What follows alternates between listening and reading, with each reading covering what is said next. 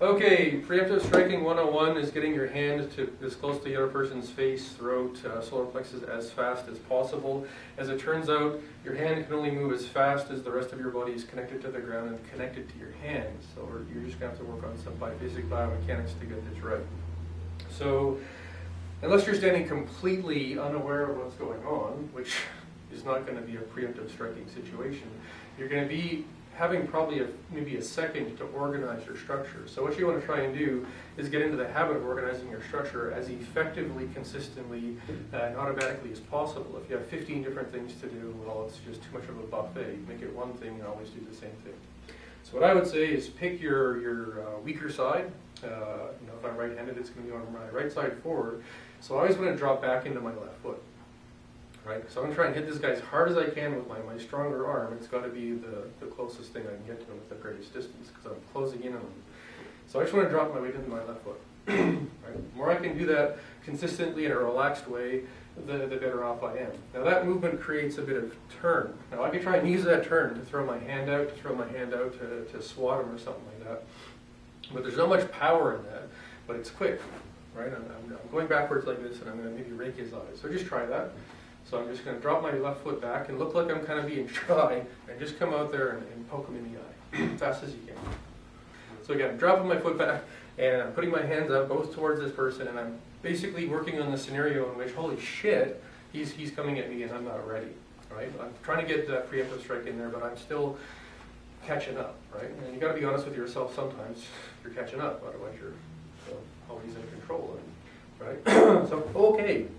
Now I got the beginning of my structure. I've got this thing in my back leg called posting. Posting means I actually can feel the ground. I could potentially hit the guy with all of my muscles if I was strong enough. If you train this strong enough and you hit the right kind of things like that, you could actually conceivably just drop in and hit the guy pretty hard like this, although you're not really fully connected or fully dynamic yet, but you could still hit a guy hard enough, I think, to crack his jaw. Right? So again, I'm going to drop in, and depending on your physicality, just see if I can hit him. Right? I want to kind of keep my arm loose up there. I don't want to put on the air brakes too much. But just drop back my left foot, and just think about, more than anything, just pushing his head back. Because I don't want to think about hitting as hard as I do. Notice I'm not going like this. This is really important. I'm not going, right? It looks quicker when you do that. If I turn this way to the camera and go, whoo, you hear the snappy part, right? I don't want to do that. I want to get my hand out there and just push onto his face. This is what I call the hand, the sniper. It's the one that's going to be moving his weapons or smacking him really hard. So I don't want to have that flaw in my thinking, which is that's going to win the thing. Could happen. I mean, some people have glass jaws. Right? So you just want to do this 1,000 times. Until you're relying on that back leg for structure. You're narrowing your obvious targets to the person. You're getting into a protective place and getting ready to just burst out with more strikes. And just keep your hand on their face. Right? So that's one leg, one hand. Missing all kinds of components. So I'm going to add another one. So that's step one. Holy shit, poke him in the eye, smack him in the head. And assume that you're going to have to do a lot more after that. Second thing, and these are all almost equally as fast. What I want to do is drop into my back leg and look scared. And a little acting never hurt anybody. Right? So just look like you're scared. As soon as that happens, what I want to do is swing my body as fast as I can to the right. My right hand's forward. Take a little step forward and kind of just make a whipping circle with my hand. Now, the easiest way to look at this, think we've got a towel in your hand and your friend's over there, you're going to and whip the towel at your friend. Because it's just a natural movement, it doesn't feel scary. So I turn back and then whip the towel. Right? So again, two things are happening. I drop in, call that post. And this happens instinctively and we go, oh my God, what are you doing, dude? Get away from me, right? So I do that, but it's also that Cheshire Cat smile. I know I'm not scared. I'm just making you believe that you're so big and scary. As soon as I do that, I'm going to turn my torso as fast as I can, keep my hand loose. I'm not trying to break bricks right now, and whip my body like it's that towel. Right? And this can clear his guard, it can protect your face, it can smack him in the head. In fact, if I can just borrow you for a second, that's okay. One of my favorite things to imagine doing is, as soon as I see him look threatening, is I just take these two fingers and break this bone on the side of his eye very disconcerting. If nothing else, I just swipe across his face and keep going. So we call this energy flicking, because you're flicking a towel. But what I'm really trying to do is organize my structure to be as connected as possible. So 1, 2, I'm coming out, imagining hitting their face, passing their face, grabbing their head, covering their limbs. Again, I just post, pivot. Simple as possible. Post, pivot. And if you're left-handed, post, pivot. If you want to do both sides back and forth, good idea. But just realize we're trying to do more than just get our hand out there. We're trying to post our structure, get connected to the bigger muscles of your body, and basically hit them in the side of the head. Right?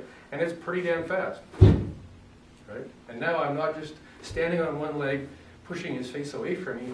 I'm ready to wrestle if I had to. Right? And 95% of all street violence ends up on the ground in 5 seconds. So you have 5 seconds to completely screw them up once you like to tussle. So again, post, really important concept in everything you do. Pivot. Now here's the danger. Don't worry again.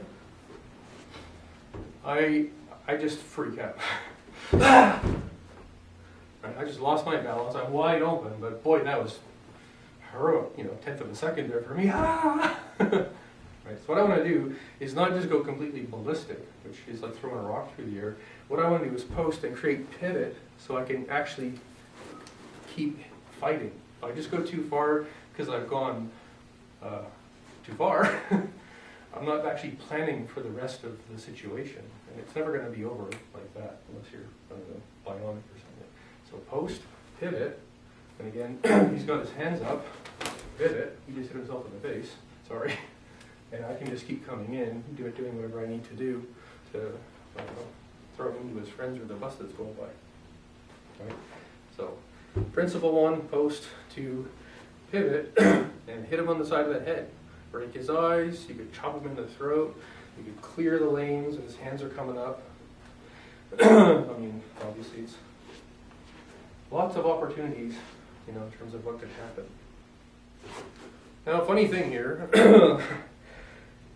the most important muscles in your body are not the ones most people are walking around trying to flex. If I'm posted, connected to the ground, I'm turning my body, we call it pivot, and I'm hitting this person, this is just momentum.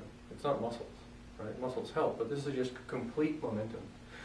Now, as I'm turning and I want to hit him maybe again, or keep doing stuff, or we start to wrestle, as it turns out, the most important muscles in my body are between my knees and my rib cage. And this is a hard thing for most people who just lift weights. I got big leg muscles, I can push. Big arm muscles, I can lift. Fortunately, they're not connected to each other very well, especially in twisting or pivot. So if you take your car, just for the sake of anyone who doesn't know about cars, got a really big ass engine, right? Got really big ass tires, right?